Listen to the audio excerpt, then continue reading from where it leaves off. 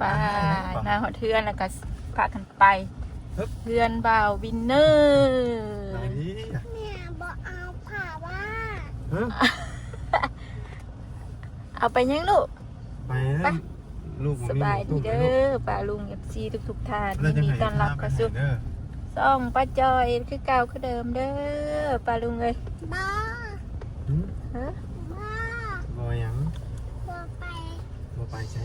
ไปเพื่อนผู้บ่าวแล้วนี่นะฮะเพื่อนวินเนอร์และแม่วินเนอร์โทรมาบอกว่าลงมาลินพี่เด้อว่ะ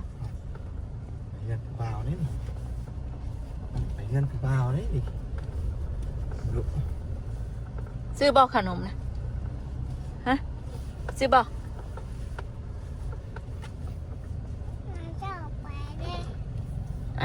ก็ไปคือกันแล้วก็ไปพ่อกันอย่าพุ่นแล้วก็ไปชุ่นก็รถไถเจอกันแล้วจะดีทางไหนอ่ะ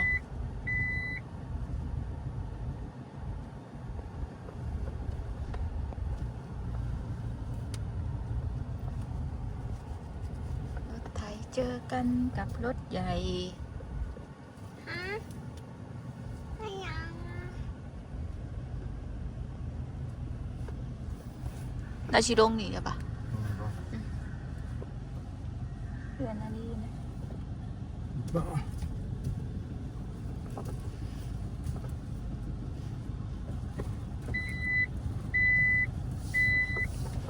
มันเจอกันได้เจอกันเลยรถไถเจอกันมันใจเจอกันพังแม่ว่ามื้อนี้พ่อบุญไปเบียกเด้อ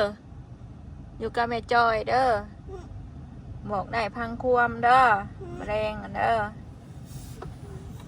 มันจังโดยหอมแก้มกันได้จังโดยได้จังโดยหอมแก้มแน่ได้โดยแจ่มแน่เลยจังเลยแจ่มแน่จังด้วยผมแจ่มเลยกูจังด้วยแจ่มเลยกูคือใจฉงงามถ้าไปชื่อฉงงามให้บ้านนี่ไปชื่อให้บ้านไปชื่อให้นี่เกินตั้งเยอะนี่พอบอกแล้วตัวยาวลูกเอาละตัวยาวใหญ่ๆลูกจังเลยยังบ่เอาเสียนซาวเลยต้องจื้อให้บ่ต้องจื้อจงงามให้ร้านแท้ต้องพี่พอแล้วพี่พอพี่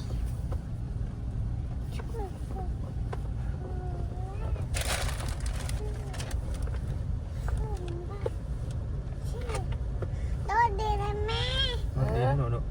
รถดินบ่นะ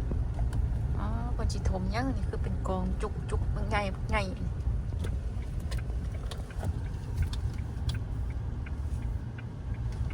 าฮะบ้าบ่ยังแม่ไปไทยไปเพื่อนวินเนอร์ไปเพื่อนเมนูเพื่อนผู้เบาไปเพื่อนเบามีผู้บ่าวลายได้ตัวโตก็ลงมาจับเชอก่อกับเพลงบ่มีเพื่อนหนังเพื่อนขี่โรงเรียนดูเพื่อนมาบ่มาโรงเรียนมาบ่นี่โรงเรียนบ้านเฮา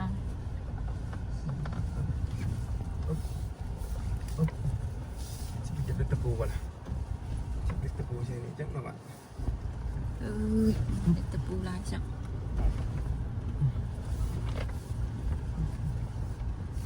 จังนะวะ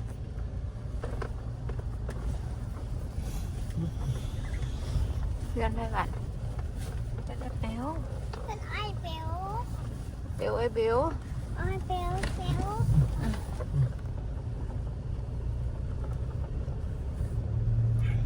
รถลายอ่ะเฮ้ยมันหลายแล้วมันเฮ้ยมันฮึบ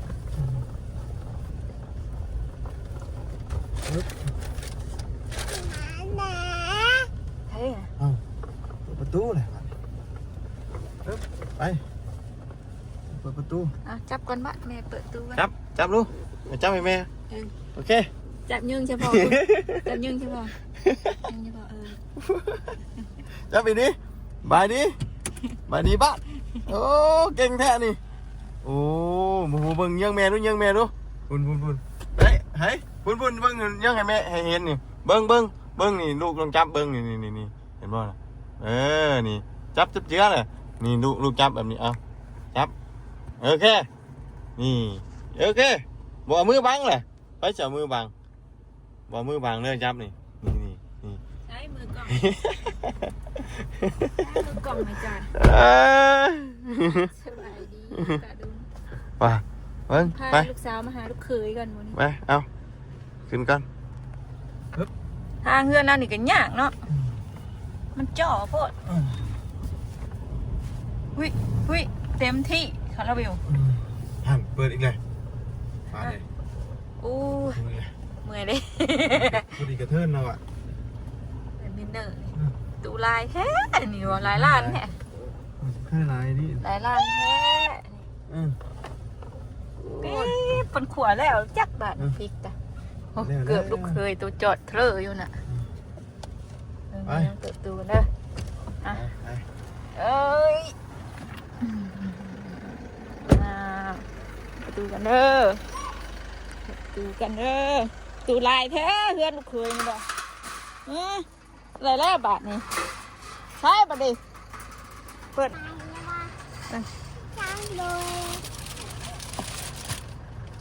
ไปจะลงมาไหมลูกมาลงบ่น่ะมาลงบ่พอบุญช่องเต็มที่เลยบ่เต็มที่เลยภายในเด้มีแต่กล่องโอ้ชนกล่องนั่นนี่เนาะกล่องนั่นนี่เนาะ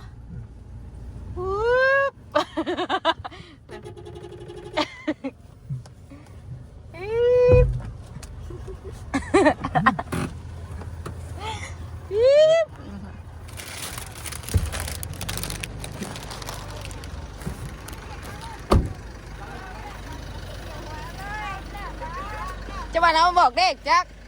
มือนี่ช่าง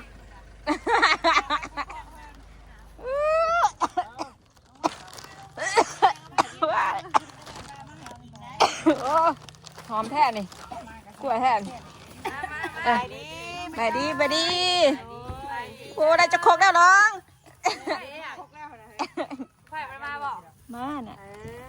อยู่ในรถแหละอ้วนยังมูมานเนาะ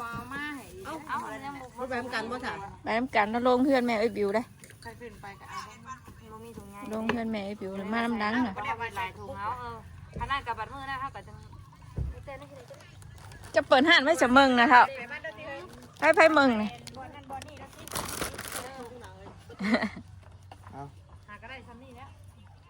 เอาขวดได้หลายขวดนี่เนาะเราอยากเอาหม้อใหญ่มาให้ก็ว่าบ่อยากเอาให้ขวด หมดน้อยโพดติ แล้วใส่หม้อมันเป็นแล้ว ฮะ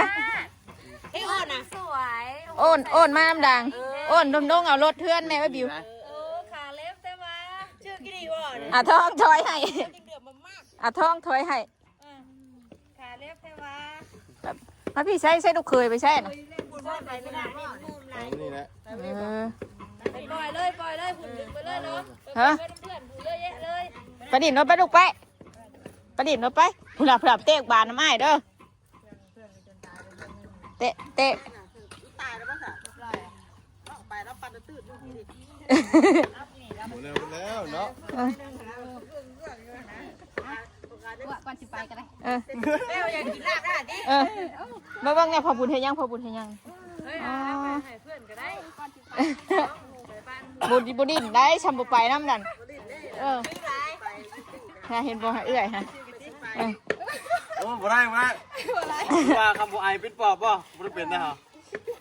ว่าเฮ็ดไอก็เป็นปอบก็ได้เลย เป็นปอบบ่ เอาวะ โอ้ยขวดหลายแล้วพี่อันก็ใหม่แล้วนี่ บ่ได้บ่พานแบบนี้ เป็นว่าให้กรอบๆได้ บ่ได้แบบนี้ มันหลายโพดขวดหลายโพด หลายคนคน หมอน้อย บ่ทันเพิ่นได้ ฮะ บ่ทันเพิ่นได้ เออ สองเท้าแล้วนั่นพักเงี้ยปลาอยู่เทิงผู ไอ้นั่น ได้ยินว่าเสียงพักบึ้มอยู่นะ ไก่บ่ สิได้ไปบ่มื้อนี้เนาะ จับจองจับยัง เอ้า เดี๋ยวนะนี่นะ ชุกแล้ว ถูกแล้วเหรอ ยัง แต่มันหอมก่อน มันจนใหม่ มันใหม่ก่อนได้การน่าจะไปดิไม่ได้ไปไม่ได้ว่าหวานนะ เฮ้อ ส่งงามได้เลย โดยค่ะ ทางมานี่บ่ ผากกับแม่ผากยังไม่ให้ลูกให้ผัวก็ได้ มีแต่ผักหัวใจแล้วไปหายังไม่ได้ไปบ่ซันไปมันเอาไหมเอาไป เอาได้เลยพ่อ หัวใจได้เท่าเอ้ยหัวใจไปพัวมาเลยพัวจะอยู่ไซของพัวล่ะ จะอยู่น้ำไผ่ดิ อยู่น้ำไผ่ของพัวมาต้องไปพัวแล้วของข่อยล่ะพัวจะอยู่ไซเขาอยู่น้ำไผ่ ใช่ลูกล่ะ จะไข่ไปหลายทางมาแล้วไปด้วยซับ เออมันหนักสิไปแล้วดิ แล้วไปใช้ เออเออ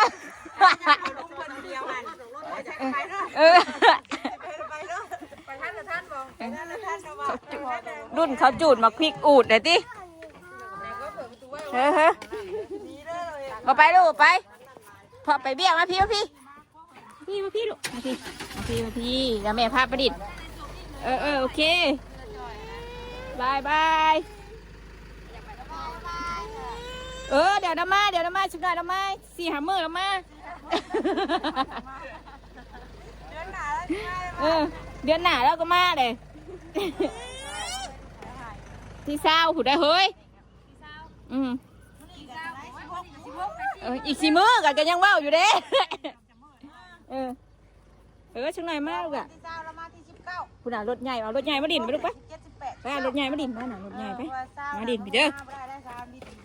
มาดินพี่เด้อเอามาลูกอะเอามา บ้านเท่ากับมีบุญคือกันมันชาเอสนั่น เอามาลูกเอามาดินพี่เอามาดินพี่ได้ลูกเอามาดินพี่ลูกล่ะ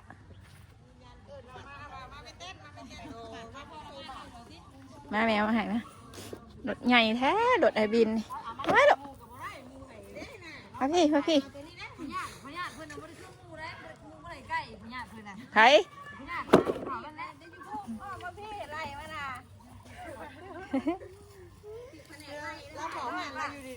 ถ่าบ่เฮ้ยน่ะถ่าปั้นนี่บ่เฮ้ยน่ะ ขาเนี่ยเนี่ย อันนนค่อนนนแข่นกับเบิดบ่เฮ้ยน่ะมาบ่ได้ทันเลยได้ไปลูกไป มาอีกโอ้มันถามอยู่ ฮะ แล้วได้บ่อนบ่ยังได้โอ้ยังได้มันเลยสมบูรณ์มาซ้ำเนาะมันโมมาถามแล้วได้ดิไม่ได้บอกว่าแล้วได้โอนไปสิจ่ายให้ได้บ่จ่ายให้ด้วยขอบใจชมเพื่อขอบใจละลายแล้วตัวละขอบคุณค่ะรูปราคาอยู่ ไปเฮ้ยน่ะ บ่ได้ยินเนาะบ่ได้วันนี้นั่นเราสิเอาจำนวนไหนหั่นนะกันบอกว่าให้เราโทรมาเดี๋ยวเราโทรไปหาเราอีกก็ได้ว่าไปเถอะโอนนะโอนแม่แล้ว แม่แน่น่ะเทโกกว่าเลยวาดน่ะโอนมาแล้วพุ่นล่ะไปโอนมาแล้วพุ่น อันอินการสร้างที่นะจำนวนคนไม่ได้แบบนี้เด้วันนี้นะยังมาเราไม่ได้เพิ่มยังมาเราเอาตามที่กันอันเทียงไว้นั่น อาทองกำลังมาพุ่นน่ะอาทองมาแล้วพุ่นสักโกกมาแล้วพุ่นไม่โอน มาแล้วแม่ใช่ไหม แม่นใช่ไหมอาทองอ่ะ โอเคยังจะทงหัวน่ะเป็นญาติจะเอาซี่วะอันกาแฟสองกาแฟชาเขียวหนึ่งชานาวหนึ่งเอามาอีกเอาไม่เลยเอาไม่เลย ดูเฮ้เน่อ่านกำลังมาน่ะมาแล้วนี่แหละค่ะ ชามะนาวสองชาเขียวสอง ไปกันพี่น้องเนาะมื้อนี้ขวบผิกมาพายอยู่หน้าเบาหน้าผู้เบาวินเนอร์ปุ๊บน่ะอาทองมาแล้ว มาชงไหนน้ำมีตู้อยู่ไหนเฮ้ย เรายังสิมาอยู่ลูกชิมาอยู่ปุ๊บ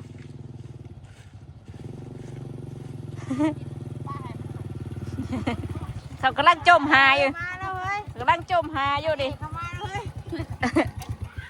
มาโดดเลยเมย์เลยเปลวกินฮอดจ้อยอยู่น่ะมาเลยนี่เรากินฮอดเลยอันคือเรามาโดดเลยจะเอาไปปันเนี่ยจะมาตัวเขาบอกแล้วนั่นบ้างนี่จะได้งานเขาเอิญอะไรเฮ้ยนี่นะไม่ได้ว่าแล้วนั่น ชาวบ้านไผสิจักเนาะ เขาเอิญอะไร บ่เอิ้นบ่จักเลยเอ้ยบ่เอิ้นนะ ท่านว่าแบบสมัยที่นี่มันมีงานได้เนาะนุ่นเอิญอะไรพี่น้องเนี่ย เบิ่งรถลมใช่ได้อลูกลมทับได้ลูก กันไปแผนกกันว่ายังแผนกผลิตบัตร แหนกคลิปบ่อน แผนกเปรลูกแผนกเปรลูก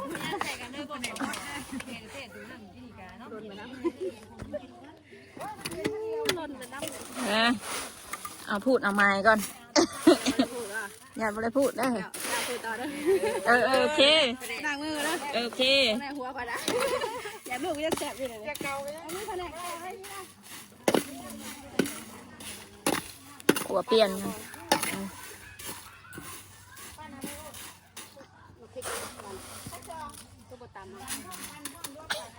อู้เชื่อนุกด่ามายังนี่ลูกมายังสิพูดไปนั่งเก้าอี้ก็ได้ไปนั่งเก้าอี้ไปลูกไปไปพูดไปรถยางน้ำดังรถ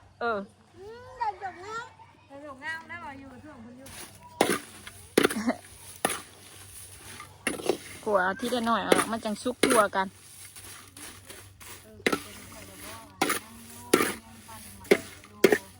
กว่ากับมาหอดเมื่อกี้นี่เลยโอนเลยพอบุญ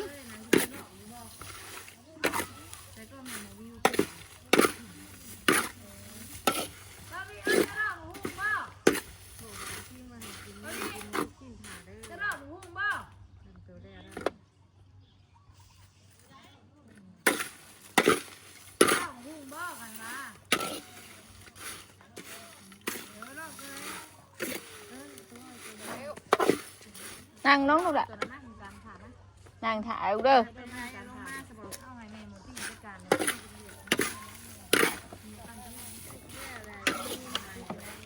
ได้ชักหมอได้จื่นเธอมานะ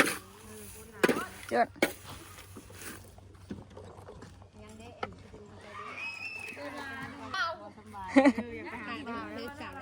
ฮะวะ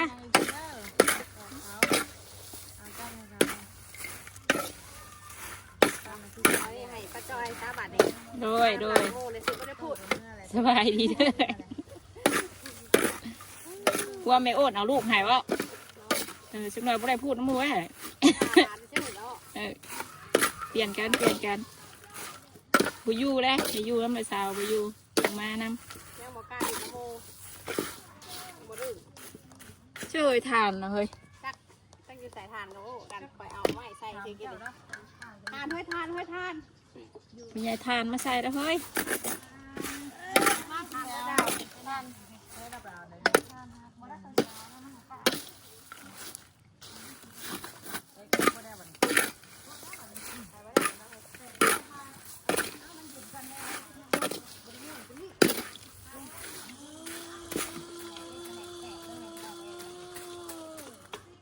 วันนั้นแผนกพลิตตัวนะ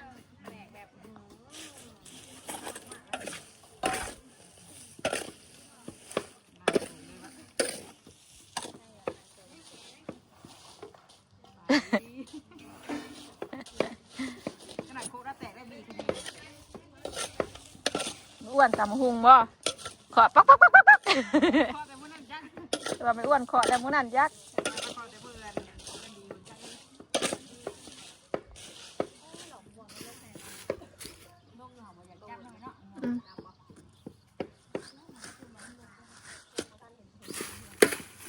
ป้าสักพี่น้องนะเนาะจอยกระชิบกระทิบเพียงสมัยก่อนหาทานมาใส่ก่อนพี่น้องเลย